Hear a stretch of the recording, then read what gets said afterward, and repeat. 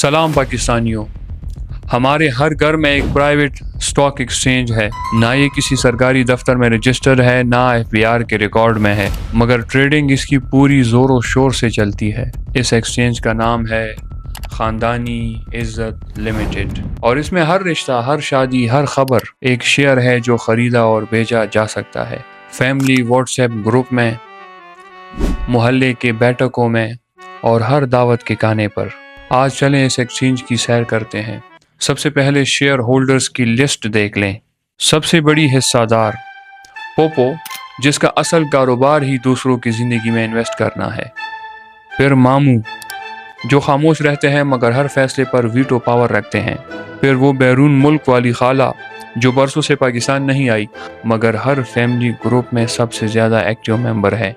और वो पड़ोसन आंटी, जिनका असल में कोई शेयर ही नहीं मगर फिर भी बोर्ड मीटिंग में कुर्सी लगा कर बैठी है। हर कोई उम्मीदवार है मगर आप सिर्फ प्रोडक्ट हैं। जब घर में कोई अच्छी खबर आए, बेटी की नौकरी तय हो, बेटी का रिश्ता आए या बेटी डॉक्टर या इंजीनियर बन जाए, तो समझे इस स्टॉक पर अपर सर्किट लग गया है और फौरन डिविडेंड तकसीम होना शुरू। पोपो मोहल्ले भर में प्रेस रिलीज जारी करती है। बैरून मुल्क वाली खाला फोन करके मुबारकबाद की आड़ में सीधा पूछती है तनख्वाह कितनी है। और वो दूर की कज़न, जिसने पिछली ईद में सलाम तक नहीं किया था, इंस्टाग्राम पर माशाल्लाह लिखकर कमेंट कर देती है सबको डिविडेंड चाहिए, चाहे मेहनत किसी की भी हो। और खुदा न खास्ता कुछ उल्टा हो जाए, तलाक हो जाए, कारोबार बैठ जाए या घर की कोई खबर पूरे ख़ानदान में फैल जाए, तो स्टॉक पर लोअर सर्किट लग जाता है। ट्रेडिंग फौरी बंद और फैमिली व्हाट्सएप ग्रुप में अचानक सन्नाटा छा जाता है। फिर एक वॉइस नोट आता है 3 मिनट का, जिसमें कोई भी सीधी बात नहीं होती। हर हिस्सादार अपनी पोजीशन बचाने में लग जाता है। कोई कहता है मैं तो पहले ही कहता था, कोई ग्रुप में खामोशी से सिर्फ रीड ओनली हो जाता है। और पोपो, जो महीनों से किसी का फोन नहीं उठा रही थी, अचानक क्राइसिस मैनेजर बनकर नमूदार होती है। बाहर किसी को पता नहीं चलना चाहिए वरना हिस्सेस मजीद गिरेंगे।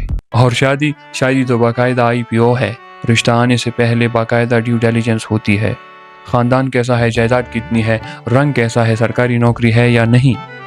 और इस ऑडिट की चीफ एनालिस्ट होती है रिश्ते वाली आंटी, जिसके पास कोई सर्टिफिकेट नहीं होता मगर उसका डेटा नादर से भी तेज निकलता है।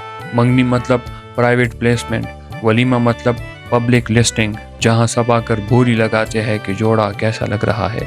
और शादी के बाद एक नई इन्वेस्टर बोर्ड में शामिल होती है, सांस, जो ज़्यादातर टाइम मैनेजमेंट में मुदाखलत करती है और कभी कभार पूरी कंट्री का कंट्रोल ही अपने हाथ में ले लेती है। कॉर्पोरेट दुनिया में इसे हॉस्टाइल टेक ओवर कहते हैं।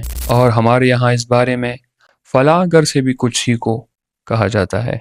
मसला ये नहीं कि हमें अपने ख़ानदान की फ़िक्र है, मसला ये है कि हमने मोहब्बत को डिविडेंड से और रिश्तों को हिस्सों से बदल दिया है। और जब इंसान को स्टॉक समझा जाने लगे तो वह इंसान कम और परफॉर्मेंस रिपोर्ट ज़्यादा बन जाता है।